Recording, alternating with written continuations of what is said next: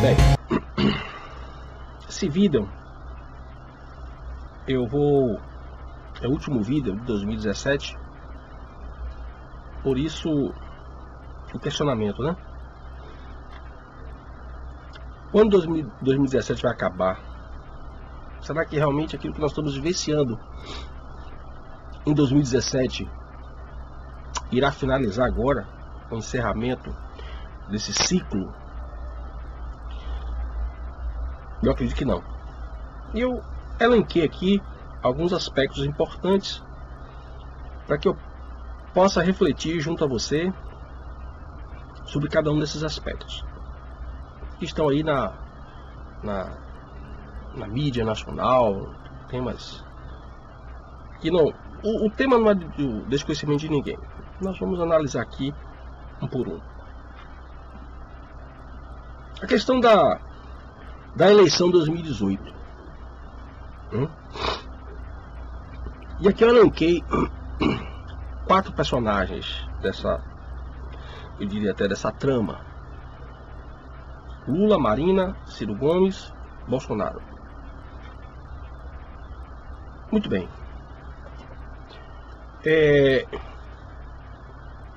Quando a gente diz que a gente se identifica com alguém, que alguém nos representa, nós estamos falando de uma identidade.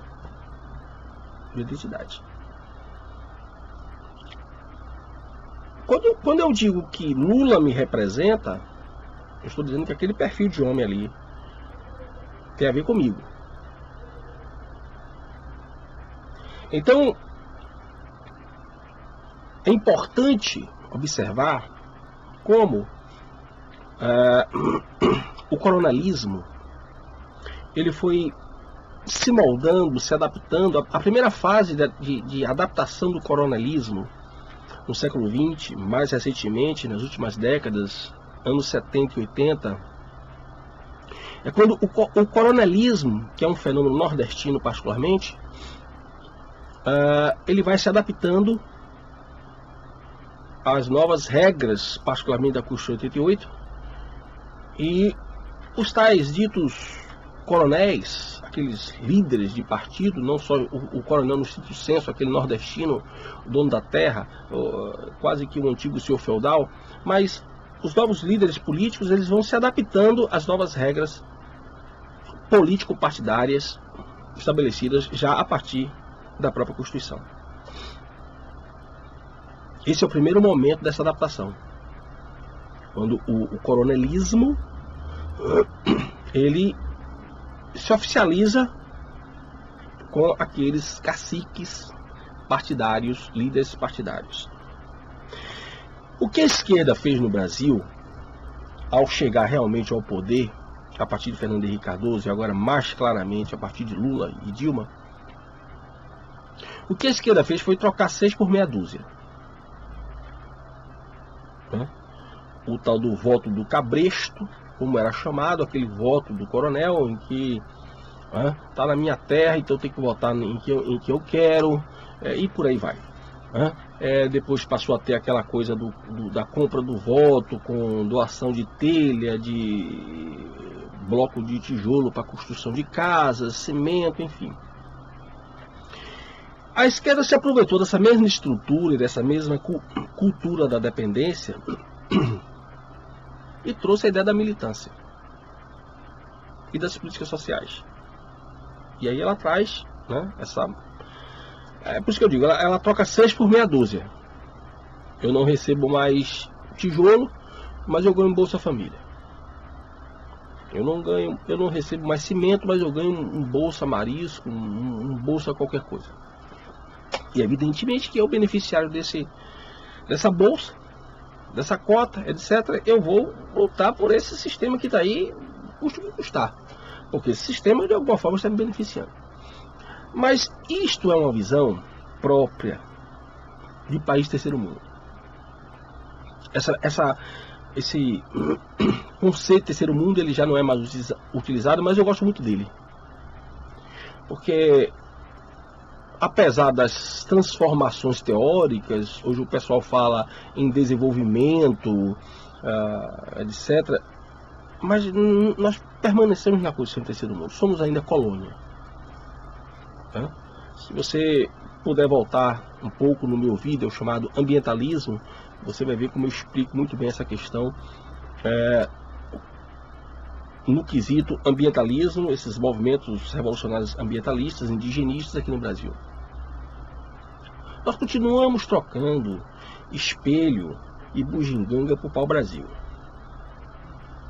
Nós continuamos sendo uma economia voltada para servir aos interesses da economia estrangeira, seja ela de país para país, seja no sentido maior, economia mundial. A esquerda não quebrou isso e não quis quebrar, muito pelo contrário.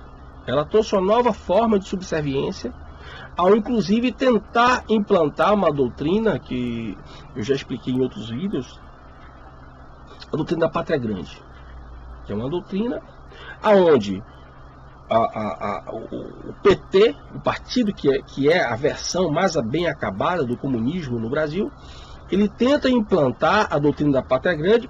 Inclusive isso foi falado por Dilma quando, na sua reeleição, no seu discurso de posse no Congresso, em que ela disse que iria acelerar o processo de criação e de implantação da pátria grande, que não é nada mais nada menos do que a implantação de uma república socialista nos moldes soviéticos, abrindo aí espaço para a influência da Rússia e da China na América Latina.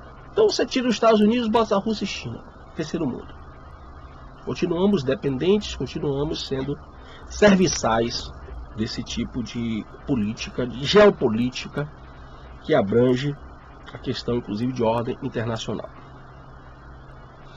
Marina. Você quer votar em Marina? Vote.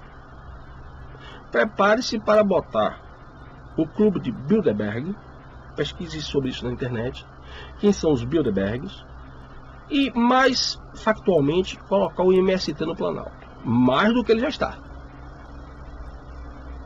Ciro Gomes,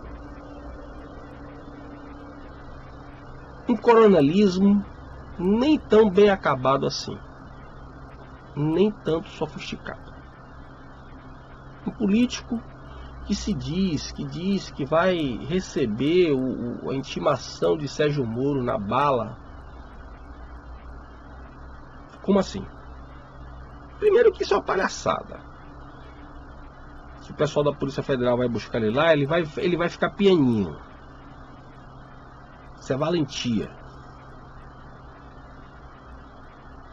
Mas ainda assim é um linguajar chulo para um político que quer representar uma nação do posto do Brasil. O polêmico Bolsonaro, esse é o mais... Se você disser para mim, olha, Oswaldo, Bolsonaro é o melhor político do Brasil, eu vou dizer que momentaneamente. O Bolsonaro é um líder de terceiro mundo. Apenas o que há aí é a possibilidade de um freio dessa inserção, dessa invasão do marxismo cultural no Brasil. E de fato, apesar dele ter certos equívocos na fala dele, particularmente quando ele trata de sistema prisional, que ele coloca aqui o sistema prisional, que o sistema prisional não é para recuperação, que o sistema prisional é aquilo ali, quem não quer cair naquela situação ali que não cometa crime. A coisa não é tão simples assim. Eu acho que o Bolsonaro, na verdade, ele está mal assessorado. Ele está mal assessorado. Se o Bolsonaro tivesse um staff de bons assessores, ele estaria muito melhor do que o que ele está. Os filhos dele têm feito o possível de outras pessoas para assessorar ele, mas ainda falta algo mais sofisticado.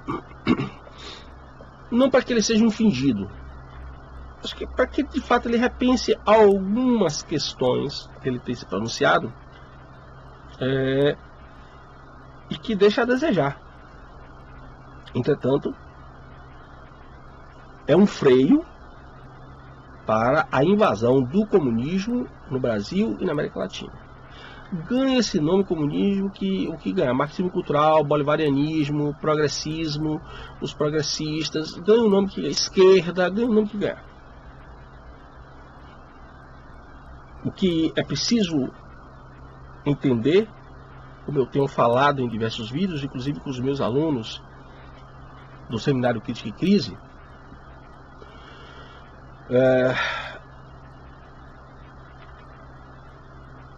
o liberalismo, ele é uma teoria revolucionária como todas as outras.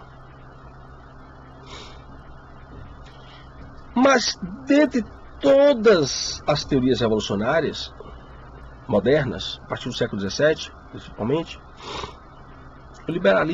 o liberalismo foi a única que me permitiu preservar alguma liberdade individual.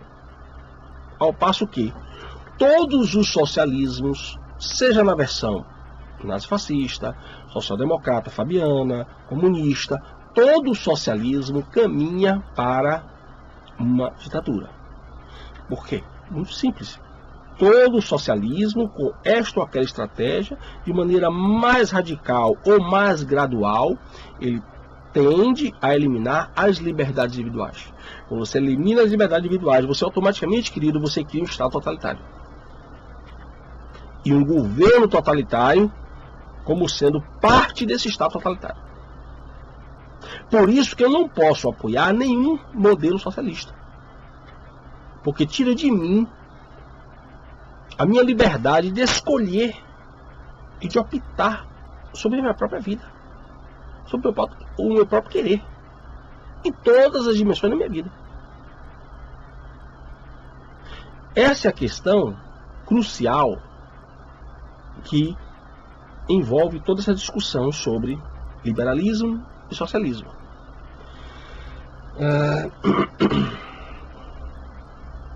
Lava Jato. Muito bem. Mensalão, Petrolão, Lava Jato. Uma coisa eu tenho que admitir. O PT e os seus partidos satélites criaram uma rede de influência, uma rede de poder, realmente, me permita aqui ser redundante, uma rede de poder poderosa, realmente. Às vezes, quando eu estava lendo certos autores, José Luiz Fiore, Wanderlei Guilherme dos Santos, que são intelectuais da esquerda, que possuem algo que vale a pena ser lido, eu pensava que aqueles autores estavam apenas fazendo análises sobre a estrutura, a arquitetura do Estado brasileiro e a sua fisiologia. Eu estava enganado. Aquilo fazia parte de um projeto. Eles estavam analisando esta estrutura, esta burocracia, esta fisiologia do Estado rumo à chegada no poder. Muito bem. Aí começam aqueles comentários no Facebook, né? Do tipo, o juiz Sérgio Moro é do FBI, da CIA, e tá pegando fulano, não tá pegando Beltrano. Tá pegando fulano do PT, não tá pegando Beltrano do PSDB. Isso é uma análise de curta relevância, de curto conteúdo intelectual, jurídico, político. Político por quê?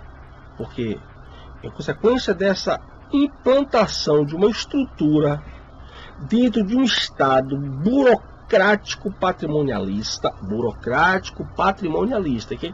quem conhece administração pública sabe o que eu estou falando.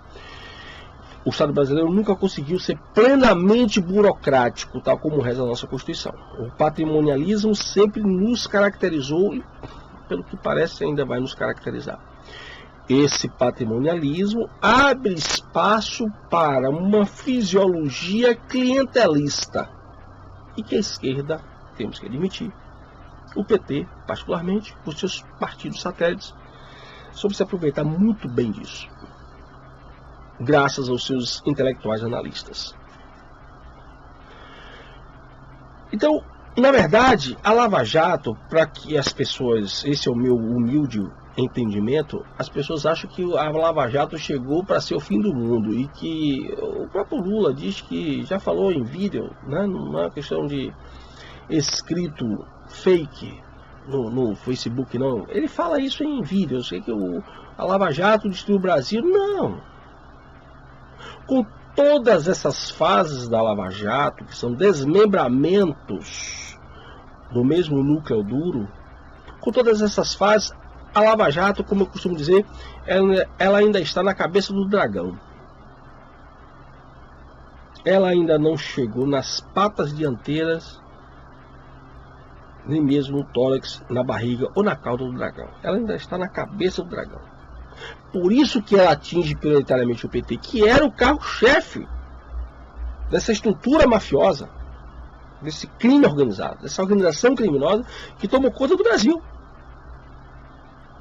Ou você acha que diversos ministérios públicos de outros países vão se reunir para discutir a influência dessa organização criminosa em outras formas de corrupção que atingiram outros países? Você acha que o pessoal vai se reunir por acaso porque não tem o que fazer? Se você acompanhar tecnicamente a Lava Jato, você vai perceber claramente que nós estamos indo bem, inclusive enfrentando dificuldades muito semelhantes à da Operação Mão Limpa na Itália. Mas ainda resta muito o que fazer. A Lava Jato, ela não está aqui para salvar o Brasil, não. É um marco. Se tornou um marco para o Brasil e para o mundo. A Lava Jato hoje é uma referência mundial. No Brasil, para os juristas esquerdistas, simpáticos a Lula, ao PT, a Lava Jato, ela lascou a Constituição. O Moro, ele lascou a Constituição. Lá fora, a Lava Jato hoje é uma referência, tanto em termos de investigação de Ministério Público, Polícia Federal ou algo que o valha em outros países, e atuação judiciária. Então, isso é importante ser observado. A Lava Jato vai continuar, eu espero que continue, vai adentrar, vai ultrapassar os limites temporais de 2017, e eu espero que assim aconteça. É preciso, se não acabar, porque isso, a corrupção me parece, eu não sei nem se eu deveria comentar isso, mas a corrupção no Brasil me parece um vírus inextinguível. Porém vale a pena combater o quanto for preciso. É uma praga, mas que carece de combate severo, seja por nós, pessoas, qualquer do povo, como diz a Constituição, seja pelas autoridades competentes.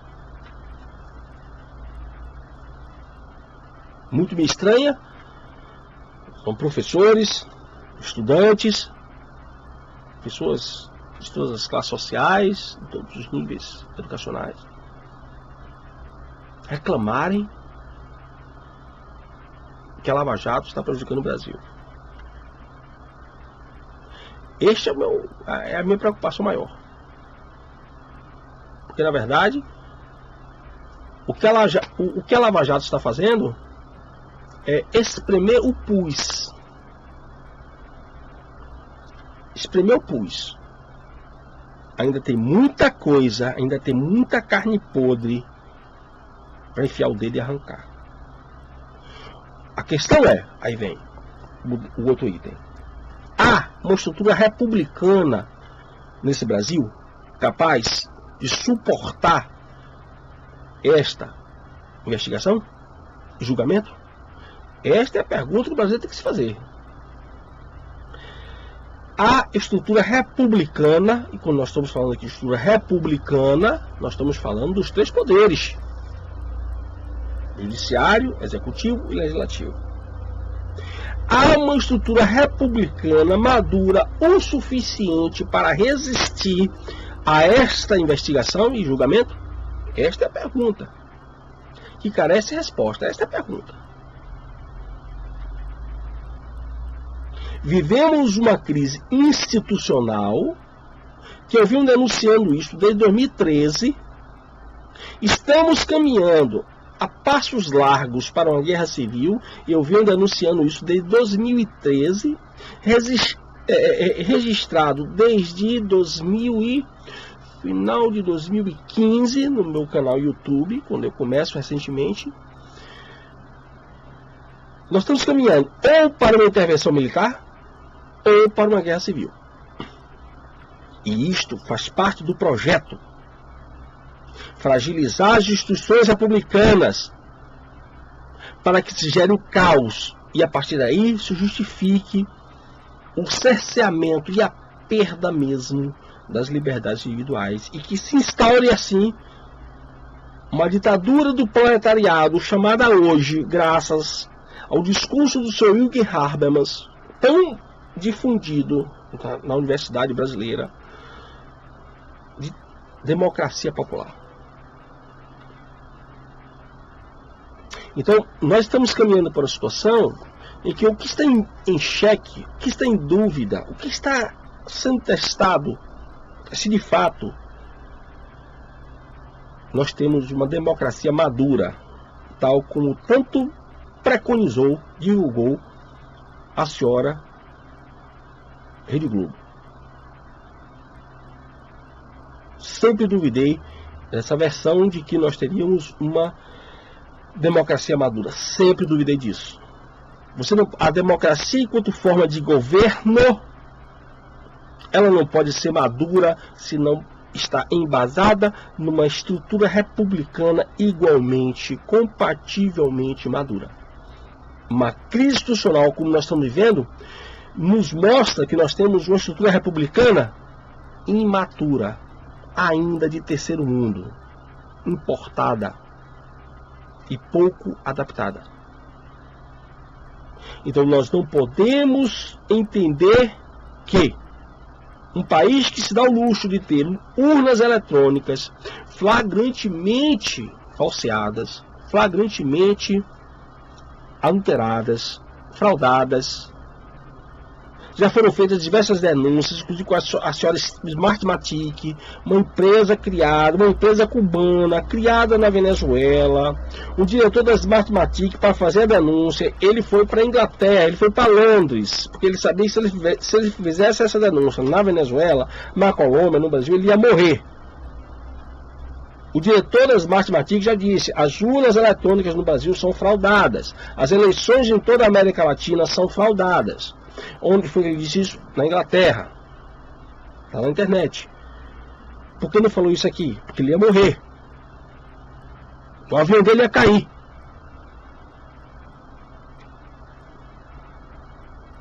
E você acredita com isso que nós temos eleições, uma democracia madura, porque você vota de manhã e de noite, você sabe quem ganhou. Poxa, querido.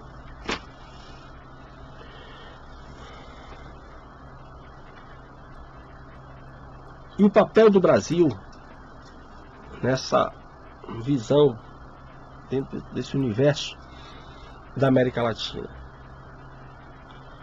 O Brasil sempre foi um país cobiçado. Os portugueses, quando chegaram aqui, eles não sabiam a dimensão do que ia encontrar pela frente, mas sabiam que tinha terra aqui. De lá para cá, este país sempre foi uma terra, um território cobiçado. Então, hoje, se nós brasileiros não prestarmos muita atenção para o que está acontecendo com o nosso país, com as nossas crianças, com os nossos adolescentes, com as nossas instituições, veja bem, essa agenda de gênero, essa ideologia de gênero, isso veio para destruir a família. A família tradicional, baseada em valores cristãos. Sim, senhor. Faz parte de um projeto que eu tenho revelado em diversos outros vídeos anteriores e que irá continuar. E sabe por que esta agenda de gênero se expandiu nas escolas brasileiras? Porque você é um covarde. Porque você é medroso. Porque você, professor, você pedagogo, você dono de escola, você dono de faculdade, é medroso. Você ficou com medo de ser chamado de homofóbico. E você permitiu com isso, com a sua missão, que essa ideologia revolucionária, criada lá pelo Marquês de Sade no século XVIII, que eu já falei em outros vários, não vou falar aqui agora de novo, você permitiu que isso se expandisse. Agora que isso lhe atingiu, que você está vendo crianças sendo levadas ao sexo desregrado, a uma verdadeira orgia infantil, com imagens, inclusive, que eu tenho veiculado nos meus vídeos, imagens reais. Agora você quer reagir. Parabéns, eu fico feliz pela sua iniciativa de reação. Fico feliz. Só espero que não seja tarde. Mas reaja. Reaja no Facebook, reaja no YouTube, reaja na sua família, reaja na sua escola. Nada contra os homossexuais. Tem que falar isso. Claro, eu vou discutir aqui desejo sexual de ninguém? Não, eu não vou discutir desejo sexual de ninguém. Não é essa a questão. Não confundir os movimentos revolucionários com as pessoas. Esses movimentos revolucionários se dizem representantes de pessoas. Eles dizem.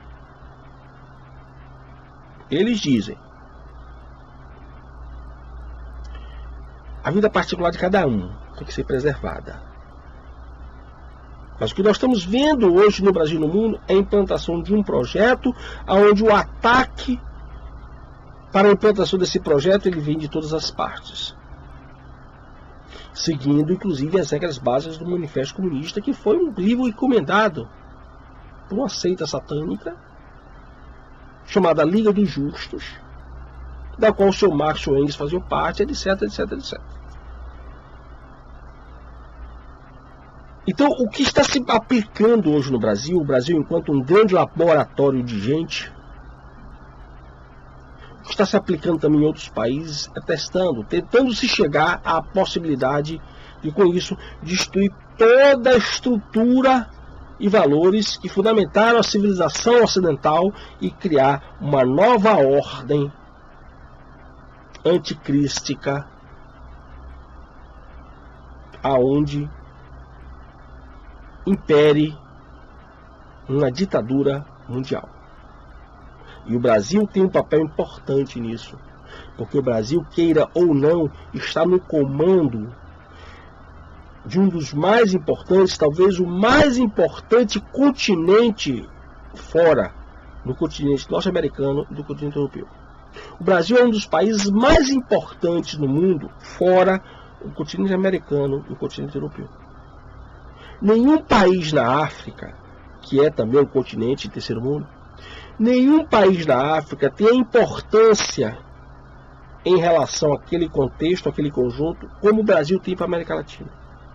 Nenhum país na Ásia tem a importância que tem dentro daquele contexto, dentro daquela estrutura que o Brasil tem para a América Latina. O Brasil é o mais importante país do terceiro mundo. Se você domina o Brasil, você domina o resto do terceiro mundo. Por isso o Brasil é o alvo preferencial de todos os ataques, de todas as políticas contra tudo que caracteriza a civilização ocidental baseada na cultura greco-romana, judaico-cristã. Por isso, destruir a sociedade brasileira, levar a sociedade brasileira ao caos, e com isso implantar uma ditadura no Brasil, uma ditadura socialista no Brasil, baseada no modelo Pátria Grande, que tem como experiência a Venezuela, que está agora vivendo, morrendo de fome. Implantar isso no Brasil, para estas pessoas, é fundamental.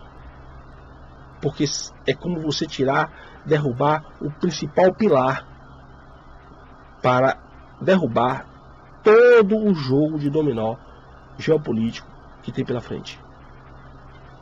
Eu espero que essas minhas reflexões, talvez um pouco emotivas, porque isso também me diz respeito, eu não vim de Marte, estou vivenciando isso também aqui, igual você.